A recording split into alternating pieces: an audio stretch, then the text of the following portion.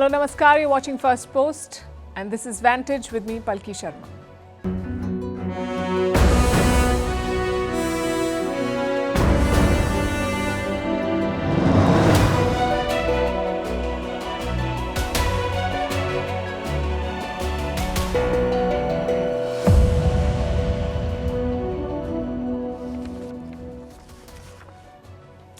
We haven't discussed Canada in a while. So tonight we're leading with it, with a story that is not technically new, it's more of the same. Prime Minister Justin Trudeau appeasing khalistanis for his political gains. This time at a Baisakhi celebration, we'll tell you what happened and how Trudeau reacted. Meanwhile, India is struggling to overcome its China addiction. Imports have doubled in the last 15 years. We'll bring you the numbers and discuss why they pose a risk. In Saudi Arabia, America's top diplomat is talking ceasefire and more. In Europe, a new report raises concerns over press freedom. About time. We look at the findings. An exclusive interview with India's Prime Minister Narendra Modi on election controversies and more. College protests over the Gaza war have spread from the US to Europe with more than 900 arrests. A heatwave has hit parts of Asia, leaving students at the receiving end. In Nigeria, a major infra project is making headlines. What is a vampire facial? How can it lead to HIV? And are people falling out of love with dating apps? We'll bring you the numbers and look at what they say. The headlines first. China, Xi Jinping to visit France, Serbia and Hungary. The trip aims to boost ties between Beijing and Europe. Also on the agenda is the war in Ukraine. This is the Chinese leader's first visit to Europe since the pandemic in 2019. In India, JDS leader Prajwal Revanna booked in a sexual abuse scandal. He is accused of blackmailing hundreds of women using their explicit videos. Revanna is the grandson of India's former Prime Minister H.D. Devegowda. His party, the JDS, is in alliance with the BJP in the state of Karnataka. Revanna is said to have left the country for Germany. Scottish First Minister Hamza Yousaf resigns. He was due to face 2 confidence votes this week. The resignation comes just after a year in power. Yousaf was the first top Scottish leader of Pakistani origin. Istanbul Mayor Ekrem İmamoğlu calls Hamas a terror group. Turkish opposition leader says the October 7th attack was a terrorist attack. His comments are in sharp contrast to President Erdogan's position. Turkey has long provided financial and logistical support to Hamas. And AstraZeneca admits that its vaccine has rare side effects. It comes after the pharma giant faces a class action lawsuit in the UK. In the court documents, it says its vaccine may lead to a rare blood clotting condition. The vaccine was administered in India under the name Covishield.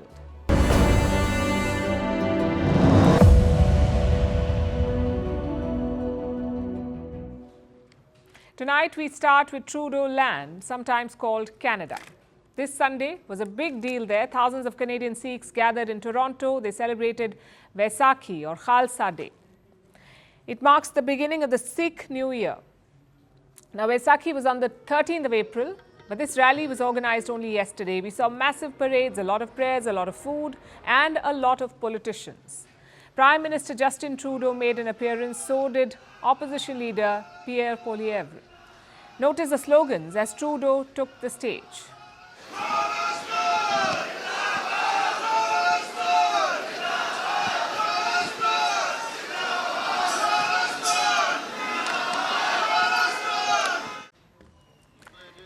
This was supposed to be a religious event, an event to showcase the Sikh culture. Instead, it became a political rally. Khalistani separatists chanted slogans non-stop. They shouted Khalistan Zindabad, basically the creation of an independent Sikh state, which indirectly calls for India's breakup. And look at Trudeau's reaction. He smiles, as if some teenagers are shouting the lyrics of a Taylor Swift song. Trudeau then took the mic. He talked about protecting Sikhs from hate. He also promised more security for Gurdwaras. Waheguru Ji Ka Khalsa, Waheguru Ji Ki Fateh. Happy Vaisakhi, Joyeux Vaisakhi. To the nearly 800,000 Canadians of Sikh heritage across this country, we will always be there to protect your rights and your freedoms, and we will always defend your community against hatred and discrimination. Trudeau also got a gift, a ceremonial sword from the organizers, and as he received it, more chants filled the air, again pro-Khalistan slogans. Up next was the leader of Canada's opposition, Pierre Poilievre. His entry also triggered the same reaction. Take a look at this.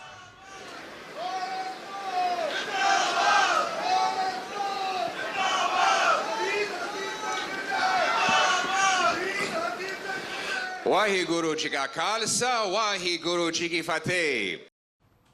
They all aced the line. India has condemned this event. It has also summoned Canada's Deputy High Commissioner in New Delhi. The government says Canada is giving space to extremism. Now, a couple of things to note here. One, the power of the Sikh community is quite obvious. There are close to 800,000 Sikhs in Canada, 8 lakh. And the country's top leaders are lining up to woo them, so the political power is huge. And two, the Khalistan problem is also obvious. Most Canadian Sikhs may not agree with this ideology, but it's getting a lot of patronage, especially from Justin Trudeau. Just think about it. You're the Prime Minister of a democracy. You get on stage. You hear secessionist slogans against a fellow democracy. What would you do? Shut them down if you can. If not, at least criticize later on social media. But Justin Trudeau did none of that. He probably thinks it's all freedom of expression. Now compare this to Australia. They too hosted Baisakhi events this month. Prime Minister Anthony Albanese attended one of them. No Khalistan slogans there, no secession calls, just a celebration of Sikh culture. Why can't Canada do the same? Because of politics. In Canada, Khalistanis make a lot of noise. They claim to represent all Sikhs. One example of that is Jagmeet Singh. He's a coalition partner of Trudeau and a bona fide Khalistani. Without him, Trudeau's government will fall. So the Prime Minister plays along. India has repeatedly warned Canada against this, to not platform Khalistani separatists. And what does Trudeau do? The exact opposite. He attends an event where people shout Khalistan Zindabad. It's a very risky strategic move. Trudeau's relations with India are already on life support. First, he allowed Khalistani referendums in Canada.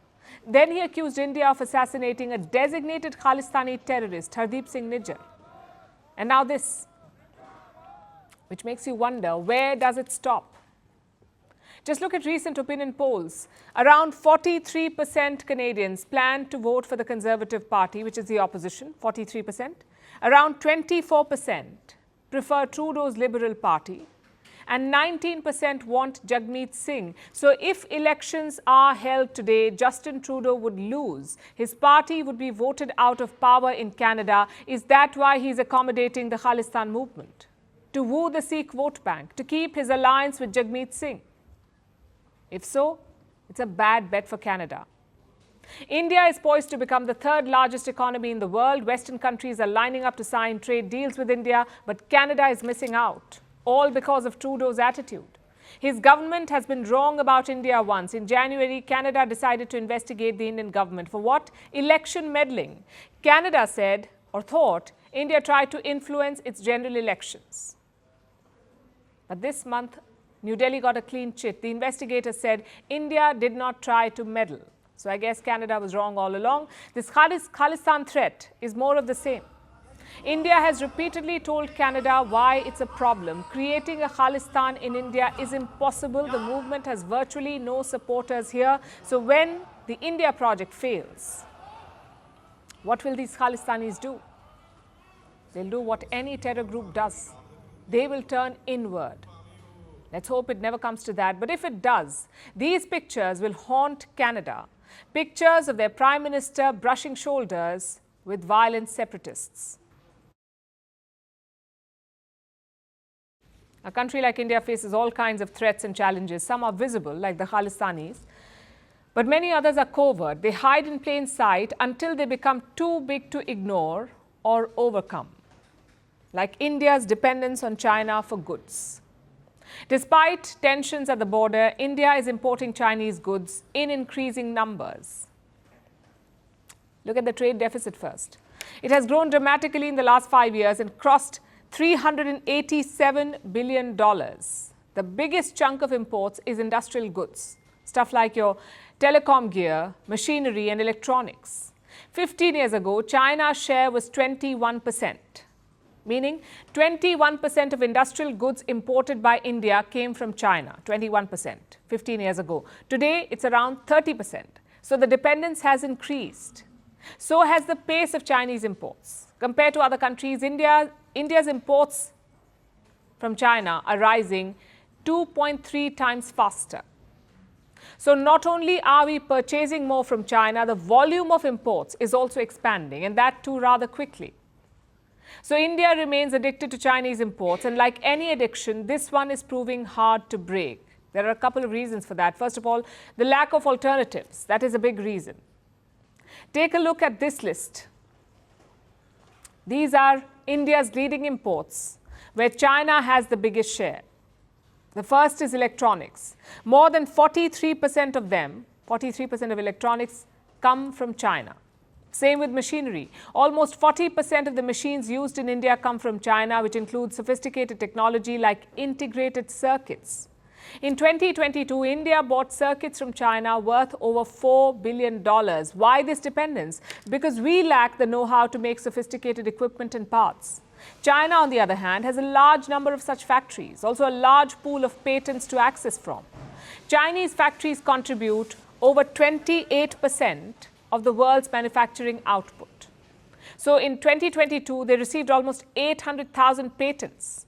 China offers both size and scale to importers. It can produce a large number of goods and at a high speed, which makes Chinese suppliers harder to replace.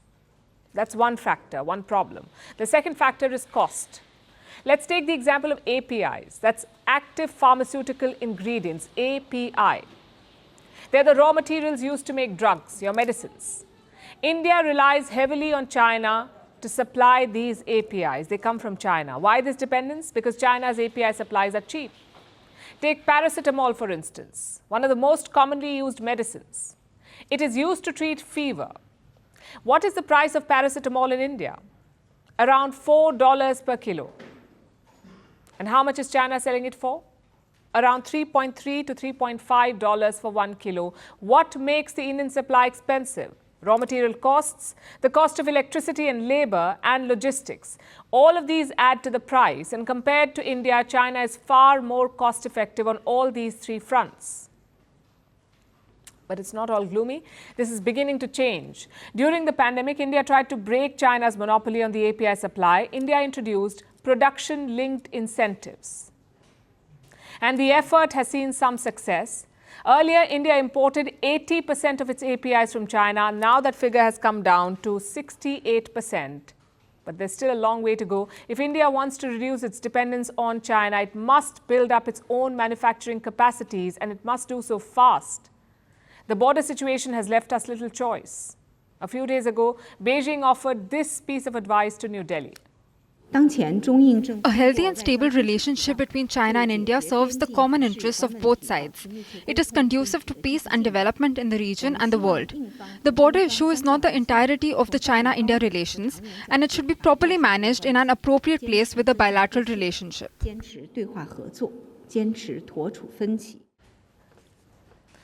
Forget about the border. Let's do more trade together. That's what China wants from India. But India should not give in, because the trade deficit only favors the Chinese. As long as the numbers are one-sided, this will be a vulnerability for India, something that Beijing can exploit. Just imagine this. China decides to restrict pharma supplies to India. It limits the export of pharma raw materials to India. This will hit India's medical supplies. And we need to be prepared for such scenarios to mitigate these risks.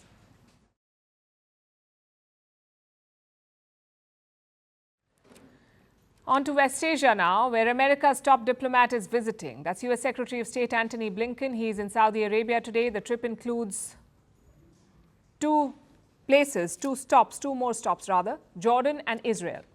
This is Blinken's 7th visit to West Asia since the war in Gaza began. But this one is being called the crisis tour. Why is that?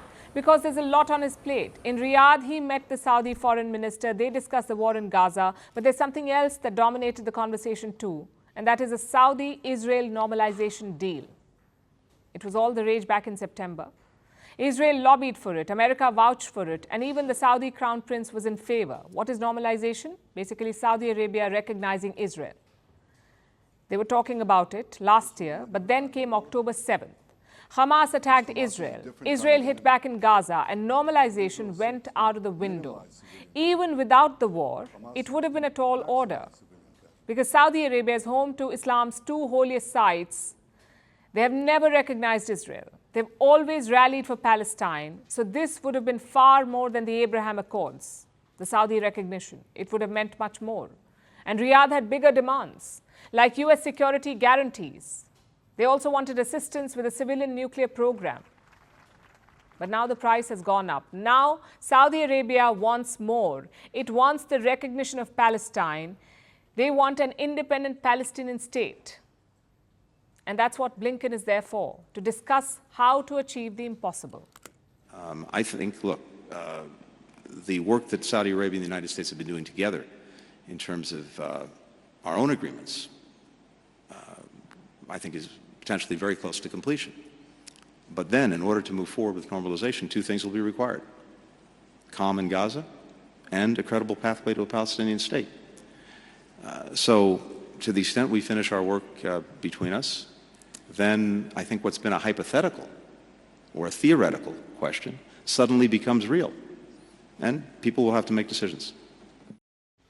Blinken had two more engagements, a meeting with Gulf nations and then the World Economic Forum. Both in Riyadh, both focusing on the Gaza war. There was a firm push for a ceasefire, and Blinken put the onus on Hamas. Listen in.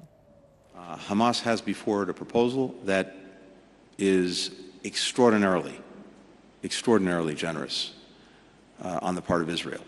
And in this moment, the only thing standing between the people of Gaza and a ceasefire is Hamas. They have to decide, and they have to decide quickly. So we're looking to that, and I'm hopeful that they will make the right decision. The deal includes two things: a 40-day-long ceasefire and the release of Palestinian prisoners in exchange of Israeli hostages. So will Hamas accept this peace deal? We don't know yet. Talks are taking place in Egypt. Qatar is mediating. A Hamas delegation will arrive today. This is their last chance to stop the Rafah offensive. Rafah, as you would know, is a city in southern Gaza where 1.5 million people are seeking refuge. That's more than half of Gaza's population in one city. Israel wanted to raid this city. The US was not on board. The Israeli Prime Minister remained adamant until he got a phone call this weekend. Joe Biden called Benjamin Netanyahu, and he seems to have prevailed. The Israelis are now reconsidering the Rafah offensive. Reports say they will listen to American concerns before launching the attacks. And it makes sense for Netanyahu. He has lost support of international allies. He's also lost support of domestic voters who've been protesting against him. And now he may face an arrest warrant from the International Criminal Court, the ICC. It's apparently preparing arrest warrants against the top Israeli leadership, including Prime Minister Netanyahu. At this point, it's not confirmed, but Netanyahu is already on the defensive. He posted this on social media. Let me quote from what he said. "Under my leadership, Israel will never accept any attempt by the ICC to undermine its inherent right of self-defense." So things not looking so good for him. Plus, he is under pressure from his coalition partners. There's a bunch of far-right parties that help him remain in power. They have a coalition government in Israel, and these far-right parties, leaders, they want the Prime Minister to reject a peace deal. They want him to go into Rafah and destroy Hamas. Meanwhile, the people of Israel want him out, their Prime Minister. They say the return of hostages takes precedence over the Rafah offensive. So it's a truly unique situation for Netanyahu. Should he listen to his cabinet members and anger Washington? Should he listen to the people and risk the stability of his government? He's stuck between the devil and the deep blue sea. Let's turn to Europe now, where press freedom is under threat. You don't hear that every day, but it's true. A German organization has flagged this issue. They worked with 27 rights groups in 19 European countries. And what did they find? Let me quote from the report. "Media freedom and pluralism still stand perilously close to the breaking point in many EU countries and must be almost fully resuscitated in some." That's a damning assessment. It says press freedom is at breaking point in Europe Talk about a role reversal. The EU has spent years lecturing others on media freedom. I guess they forgot their own issues. But what are these issues? This report highlights a number of them. One of them is ownership. A big chunk of publications is owned by a handful of people. This is the case in Croatia, France, Hungary, and Poland. Another issue is censorship, especially in publicly owned media. In Hungary, the state broadcaster is completely under government control. There are similar fears in Croatia and Italy. A third issue is that of the safety of journalists. Physical attacks were reported in multiple countries like Croatia, France, Germany, and Greece. Some journalists were also spied upon. Such cases were reported in Germany, Greece, and Poland. They were victims of foreign spyware like Pegasus and Predator. Finally, we have trust issues. Do Europeans trust their media agencies and publications? Turns out not really. In Slovakia, public trust in media is 27%. In Greece, it's just 19%. In the Czech Republic, 30%. In France, 37%. And in Hungary, 25%. So in these countries, trust is quite low, but others are slightly better off. Like in Germany, around 65% trust the news media. In Estonia, around 59% do. So the big takeaway is this: European media does have problems, whether it's government meddling, censorship, or trust deficit. And what is Brussels doing about it? Well, last year they passed a new law. It's called the Media Freedom Act. The idea is to protect media agencies and journalists, and a few provisions do stand out, like transparency in ownership, making sure people know who owns what. Another provision is fair division of state advertising. You see, government ads make a big chunk of media income everywhere in the world. So the idea is to split them fairly, to make sure that all media groups get these government ads. And finally, protecting the work of journalists. Things like guarding your source or legal protection against snooping. All of these may sound like basic things, but it's important to put them in writing. The question is, will this actually solve the problem? It's not a guarantee.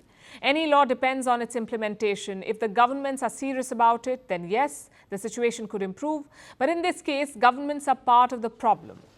There are two kinds of leaders in Europe. One who try to control the media, and the other who think that their media is perfect. And both types are problematic. Just look at French President Macron. He considers himself to be a champion of the free press. He's raised the issue in other countries, like Turkey. But at home, his record is not that good.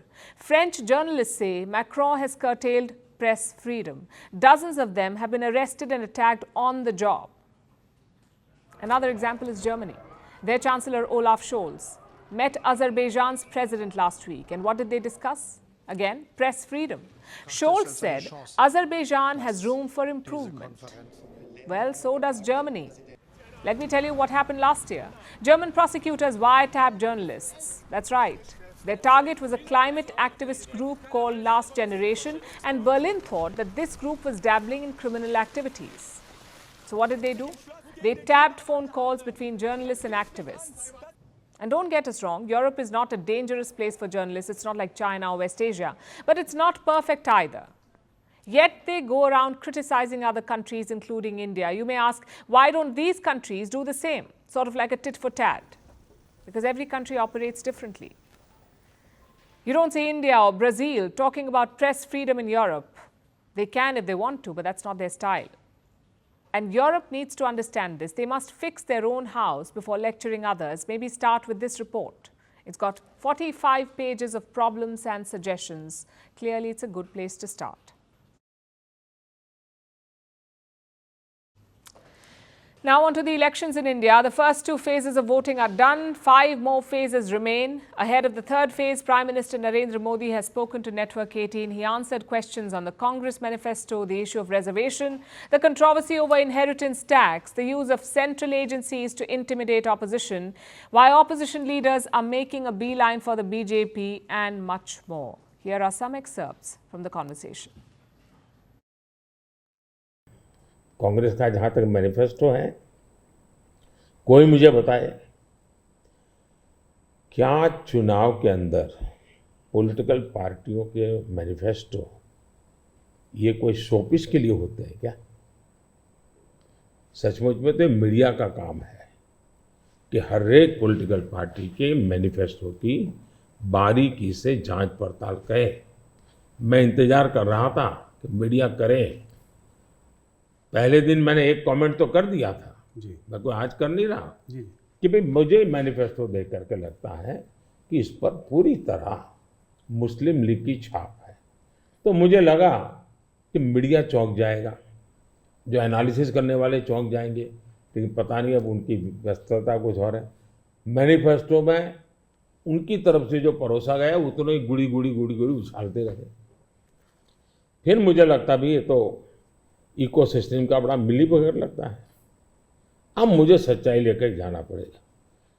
मैंने काफी 10 दिन इंतजार किया कि देश इस manifesto में जो बुराइयां हैं उसको कोई न कोई, क्योंकि निष्पक्ष तरीके से आता है तो अच्छा है। आखिरकार मुझे मजबूरन ये सच्चाइयां लेकर के आनी पड़ी। जबकि हिंदुस्तान का संविधान जब बना तब तो कोई आरएसएस वाले, बीजेपी वाले संविधान सभा में नहीं थे। बाबा साहब आम्बेडकर जैसे लोग बैठे थे, पंडित नेहरू जैसे बैठे थे, सरदार वल्लभ भाई बैठे थे, देश के कई महापुरुष बैठे थे। उन सब ने लंबे चिंतन के बाद तय किया था कि भारत जैसे देश में धर्म के आधार पर आरक्षण नहीं दिया जा सकता। 2024 के चुनाव में आप देख रहे हैं उनका मैनिफेस्टो, और मैंने कहा इस पर पूरी तरह मुस्लिम लीग की छाप है, यानी मुस्लिम लीगी नीतियां उन्होंने अपनाना शुरू किया। अब ये जो उन्होंने स्थितियां बनाई हैं, मुझे बताइए कि देश के लोगों को ये जिस प्रकार से संविधान की धज्जियां उड़ा रहे हैं, जिस प्रकार से लोग बाबा साहब आम्बेडकर को अपमानित करते हैं, एससी एसटी के आरक्षण पर भी खतरा, तलवार लटका देते हैं, ओबीसी का तो जीना मुश्किल कर देंगे। क्या मुझे देश की जनता को प्रशिक्षित करना चाहिए कि नहीं करना चाहिए? मैं सभी जो भी विद्वान लोग हैं, जो कलम के धनी हैं, जो निष्पक्ष हैं, उनका ये दायित्व बनता है कि ऐसे समय देश को वो एजुकेट करें, सही चीजें बताएं। ईवीएम का जवाब तो देश की सुप्रीम कोर्ट ने दे दिया है, और 2014 में इनके पास ईडी थी, इनके पास सीबीआई थी, तो हार क्यों गए भाई? मेरे होम मिनिस्टर तक को जेल में डाल दिया था, तो हार क्यों तो गए वो? अगर ईडी सीबीआई से चुनाव जीते जाते तो ईडी सीबीआई का काम तो इतने सालों तक कांग्रेस ने किया है, वो जीत जाते हैं जी। और इतना बड़ा देश एक म्युनिसिपैलिटी का चुनाव फिक्स नहीं कर सकते हो भाई? जरा करके देखो, ये संभव होता है क्या फिक्सिंग? क्या दुनिया को मूर्ख बना। लेकिन दुख इस बात का है कि ऐसी बातें करने वालों को आप मीडिया के लोग उनको पूछने के बजाय हमको पूछते हो।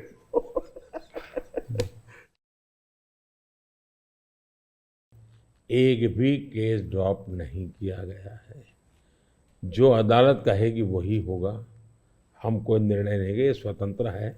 दूसरी बात है, पॉलिटिकल लीडरशिप के केस कितने हैं भाई? ओनली 3%। 97% अच्छे अच्छे ब्यूरोक्रेट जेल में है। आखिर के इन संस्था का जन्म क्यों हुआ है भाई? अगर इन संस्थाओं का जन्म इसी काम के लिए हो तो काम नहीं करेगी क्या? और अदालत इतनी बड़ी है जी, किसी को जमानत नहीं दे रही है अदालत, तो अदालत देखती होगी ना भाई। और भ्रष्टाचार के मामले में हम कम से कम उसको लाइट न लीजिए। सचमुच में देश में चर्चा होनी चाहिए कि पहला एक जमाना ऐसा था, आपको आरोप लगता था ना तो भी हिल जाते थे। आज गुनाह सिद्ध हो चुका, सजा हो चुकी, फिर भी आप हाथ ऊंचा कर करके फोटो निकलवा रहे हो। आप भ्रष्टाचार का महिमा मंडन कर रहे हो। इस देश में ये आलोचना का विषय होना चाहिए। भ्रष्टाचार को न्यू नॉर्मल के रूप में ट्रीट नहीं करना चाहिए, वरना इस देश का बहुत नुकसान होगा जी। ये सवाल बीजेपी और अदर्स का वाला नहीं है, देश के लिए ठीक नहीं है कि आप इसको न्यू नॉर्मल बना दें।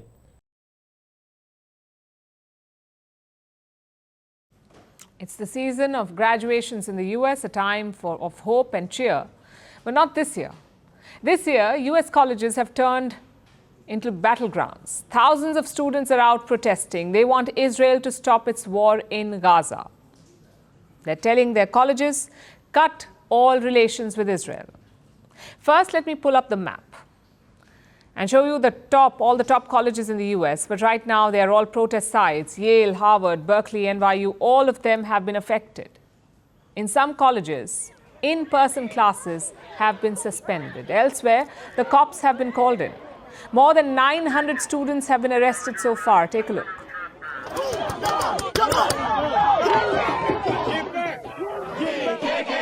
IDF, you're all the same.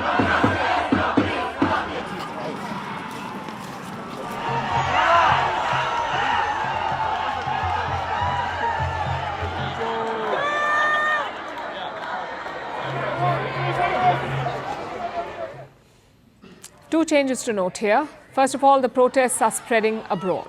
They began at Columbia University in New York, they spread across America, and now they've reached Europe.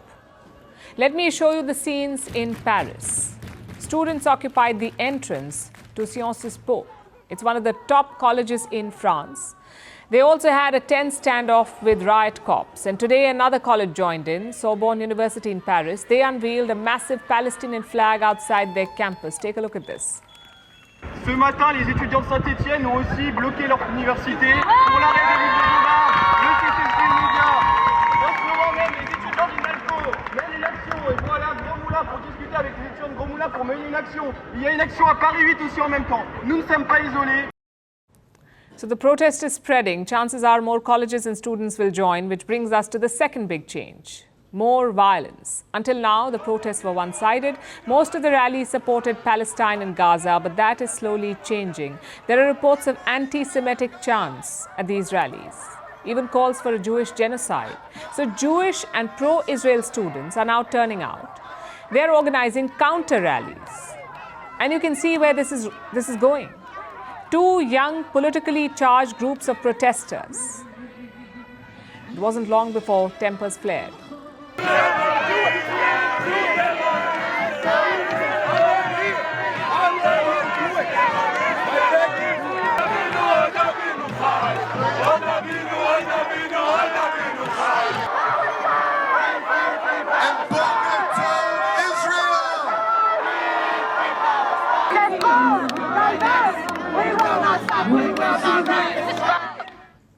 One push or one shove, that's all it takes. And these protests could turn into a violent brawl. A lot of students could also get hurt, which is why calm heads need to prevail. The White House is worried about the situation. They've called for peace and non-violence. But these are passionate students. They don't want restraint. They want over-the-top action. So where do things go from here? Such college protests are not new in the US. In the 1960s, you had the civil rights movement, and students played a key role. In February 1960, black teenagers entered a whites-only establishment. They refused to leave. Pretty soon, thousands of students joined in. The protest spread to 50 US cities. The same thing happened during the Vietnam War. Again, it began with Columbia. Students occupied the university building in 1968. The cops had to forcibly remove them. Most of these protests remained peaceful, but a few did cross the red line. At that time, most colleges had an ROTC, a Reserve Officers Training Corps. ROTC, the idea was to recruit students into the US military. But in the late 1960s, these ROTCs became a target. At Berkeley, its van was torched. At Maryland, the building was occupied, and at Washington University, the whole ROTC building was burnt. So there was a lot of violence and destruction. The deadliest episode unfolded at Kent University. Around 1,000 students were protesting against the Vietnam War, so the National Guard was called in. They shot and killed 4 students. Of course, this triggered more protests. Students at more than 450 colleges took out rallies. Compared to those, the current ones are baby protests, smaller in scale and violence. They resemble the protests of the 1980s, you could say. Students took aim at South Africa's apartheid regime then. Their demands were quite similar. Divest from South Africa. Colleges must divest from South Africa, that's what students said, and cut all links to the apartheid regime. Around 155 colleges ended up doing it. And by 1986, the US government joined in. They placed sanctions and divested from South Africa. So could there be a repeat this time? Well, that looks highly unlikely. For starters, Israel is not South Africa. It's a key part of US policy in West Asia. So divestment or boycott is out of the question. The students would be better off seeking more reasonable things, like a ceasefire in Gaza or more humanitarian aid for the Palestinians. Secondly, the protests are extreme. Opposing Israel is fine, but when it becomes anti-Semitism, it's a problem. We've heard chants praising Hamas, calls for the eradication of Jews, and discrimination against Jewish students. And that's not really the right cause. It's like fighting injustice with more injustice. Let's hope the students realize this, because their voice carries a lot of weight. They have influenced government policy on very important issues. So it's important to rally for a just cause and within the limits of the law.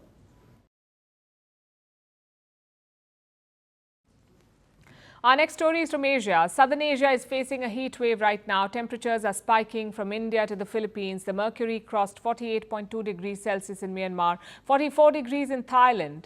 It's over 40 degrees Celsius in parts of Vietnam and the Philippines. A red alert has been issued for eastern India for the states of West Bengal, Odisha and Bihar. High temperatures are expected over the next 4 days at least.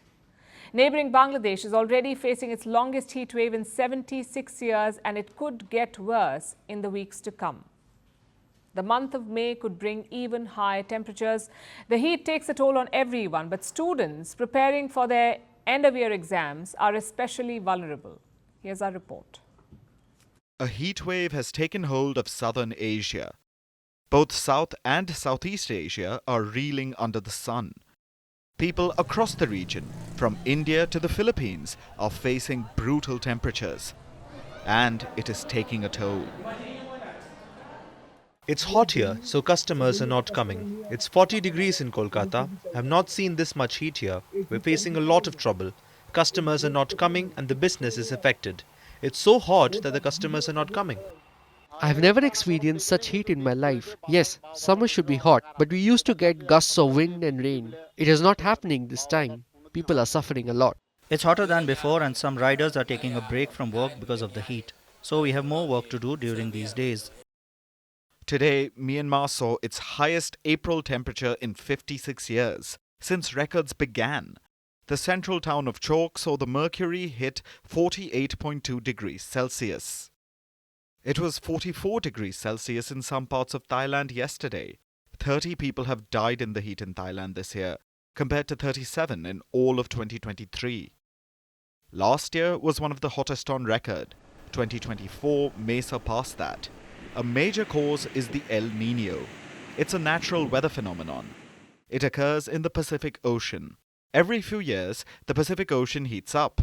Water from the ocean surface evaporates, and it leads to heat waves or excess rainfall in various parts of the world. This takes place every few years, every 2 to 7 years on average, but lately it's been getting worse because of human-induced climate change. Our greenhouse gas emissions have led to global warming, and this has supercharged the El Niño phenomenon, leading to the brutal heat waves we're seeing. And it's only going to get worse in the years to come. These heat waves will take a toll on everyone, but especially children. LTU and the DEP had also declared no face-to-face classes because it's so hard for especially in the elementary, the pupils to cope up with this kind of weather. That was a school principal from the Philippines. The country has shut its public schools because of the excessive heat, for today and tomorrow. Bangladesh shut its schools as well. Dhaka was unsure about this at first. Yesterday it had decreed that schools would be open. Exam season is approaching. Students need to complete their studies. So, schools were supposed to be on today. But that decision was overturned. Temperatures hit 43 degrees Celsius in Dhaka today. It prompted a rethink. So now, Bangladesh has shut schools till Thursday. That is when it's expected to get cooler. But this illustrates the long-term problem. If we begin to face brutal conditions every summer, how does it make sense to hold exams during this period? The summer months are some of the most important in the academic year. School and college students have to give their exams in April and May, the hottest months in South and Southeast Asia. A new report says that the heat puts 243 million children at risk across East Asia and the Pacific, and the most dangerous months coincide with exams. If the system isn't changed, students will suffer every year. We need to adapt to the new climate realities. We need to rethink our academic calendars before the next generation suffers irreversible harm. Our next story is from Africa, from the continent's most populous country, Nigeria. Nigeria's President Bola Tinubu is in Saudi Arabia right now, in the capital Riyadh. The city is hosting a special meeting of the World Economic Forum. It's the same group that gathers in Switzerland every year in the alpine town of Davos. The who's who of business leaders fly there every year. Well, this time all those tycoons are in Saudi Arabia. The WEF, World Economic Forum, is hosting a special session in Riyadh as we speak, and President Tinubu decided to go as well. He's been keeping busy there, holding meetings on the sidelines. Yesterday, he had a meeting with Robert Maersk Uggla. The middle name may sound familiar to you because it's the name of a global shipping giant, the Danish company Maersk. Robert Maersk Uggla is a great-grandson of the company's founder, and he's the current chairperson of the board at Maersk. So Nigeria's president had a meeting with Maersk's chair, and Tinubu walked away with a massive investment. Maersk is going to invest $600 million in Nigeria. Tinubu's office announced this with great fanfare. It uploaded these pictures and also put out this press release. It says Maersk will focus on expanding port infrastructure. They want to accommodate bigger ships. President Tinubu also spoke along the same lines. This is what he said, and I'm quoting: "We need to encourage more opportunities for revenue expansion and minimize transshipments from larger ships to smaller ships." What does that mean? It means Nigeria's biggest port may be getting bigger. The Lagos port will be expanded, and Maersk will help do that. They already have multiple operations in Nigeria. They run terminals at 2 ports, one in the east and another in the west. Maersk runs them through its subsidiary APM Terminals. The one in Lagos is already Nigeria's largest container terminal, and Maersk wants to expand operations there. How do you do that? Let me quote from the company's chair. "Historically, most of the West African coasts are already served by smaller ships. Currently, we see an opportunity to deploy larger ships in Nigeria. To achieve this, we need to expand the port infrastructure, especially in Lagos, where we need a bigger hub for logistics services." So they want to make Lagos port deeper. And for that, ocean-faring ships can dock there directly. Now, this eliminates the need to move shipments from the big ships to smaller ones, which will save time and money. It's a simple plan, but it will be a challenge to execute. Ports need to be maintained constantly. They need to be dredged, which means silt and soil need to be removed from the bottom of the port so it stays deep enough for the ships. Nigeria has spent millions maintaining the Lagos port complex, about $200 million over the last 10 years. So if Maersk deepens this port, maintenance expenses will also increase. But the company is betting big on Nigeria. Yesterday's $600 million investment is just the latest injection. Maersk has already put $2 billion into Nigeria over the years. It has worked to expand the country's logistics network, and it may spend more in the years ahead because of Nigeria's growth prospects. Lagos is the most populous city in all of Africa. It is home to about 21 million people. Nigeria is the most populous country with almost 220 million people. That is a massive market for goods, which means it will always need shipping services, which is why Maersk is pouring billions into Nigeria. It knows that the future lies in Africa's most populous nation.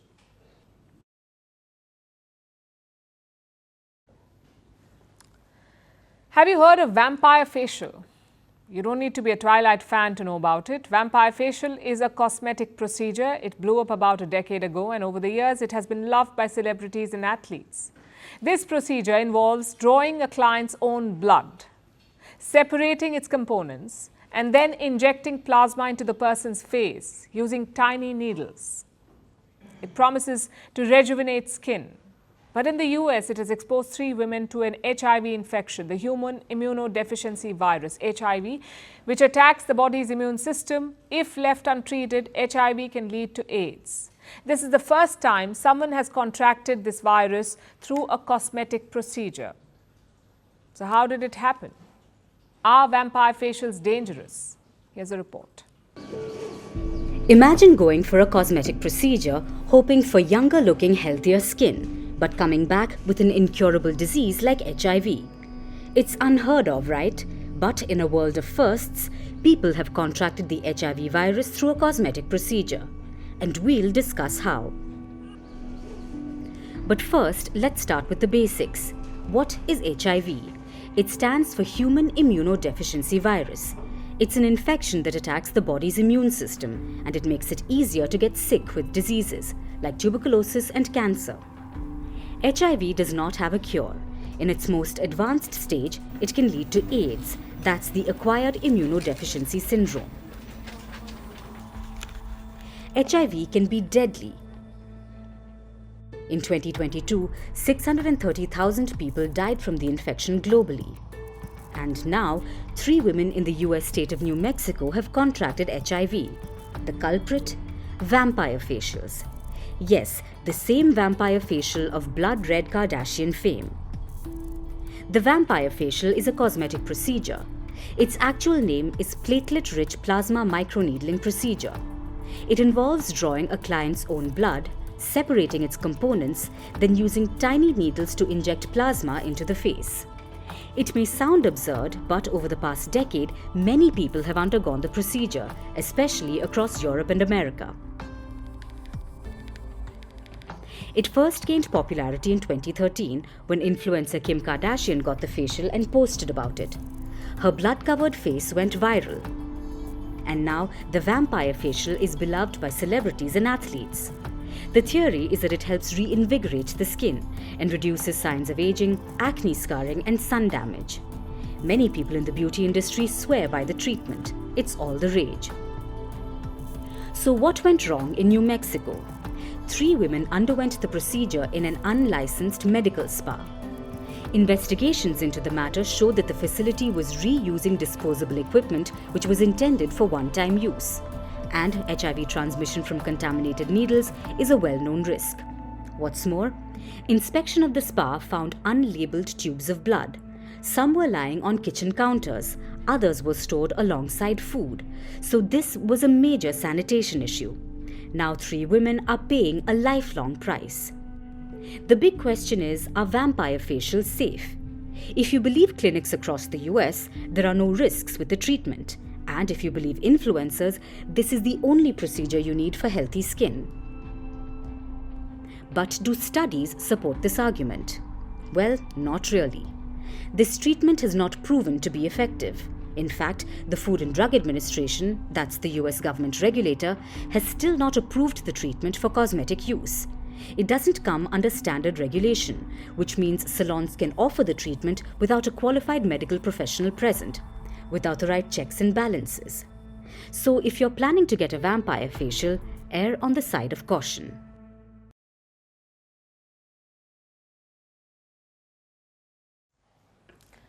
If we were to draw a timeline of modern dating, it would be divided into 2 eras, the pre-swipe and the post-swipe.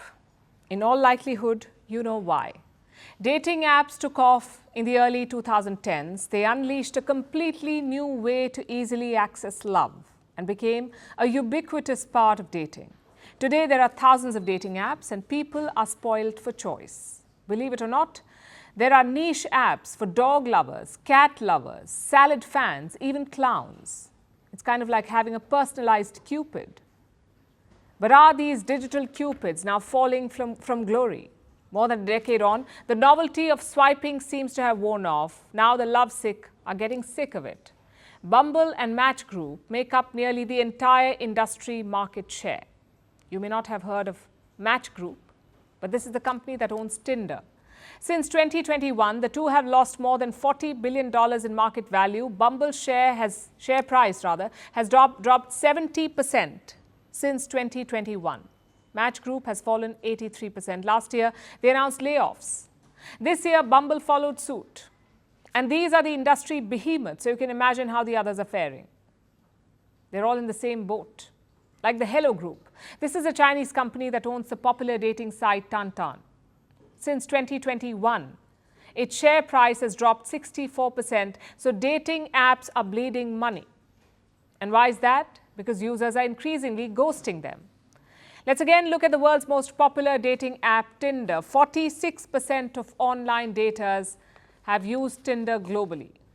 But now many are wondering if Tinder is dead because its downloads are falling dramatically. According to the most recent data, annual downloads are down more than a third from the app's peak in 2014. And this is not good news for Tinder, but it is a great marker of the overall trend. For instance, in 2023, the US saw 36 million dating app downloads, which sounds like a big number, but it's down 2% from 2022 and 16% down from 2020. Now let's look at India. Between 2022 and 2023, several dating apps saw a drop in users, and each of these 5 apps saw a fall of 20 to 55%. And these apps are huge in India. But they too are finding it difficult to keep up. So what's behind this shift? Why is the world falling out of love with dating apps? There are 3 main reasons. For starters, the lack of adaptation. These apps presented the world with something new. Love through a smartphone, with something as simple as a swipe. But that was a decade ago. There has been no major innovation since. So people are losing interest, especially the young. Dating apps are failing to attract Gen Z users or those born between the late 1990s and early 2010s. According to surveys, more than 90% of them feel frustrated with these apps.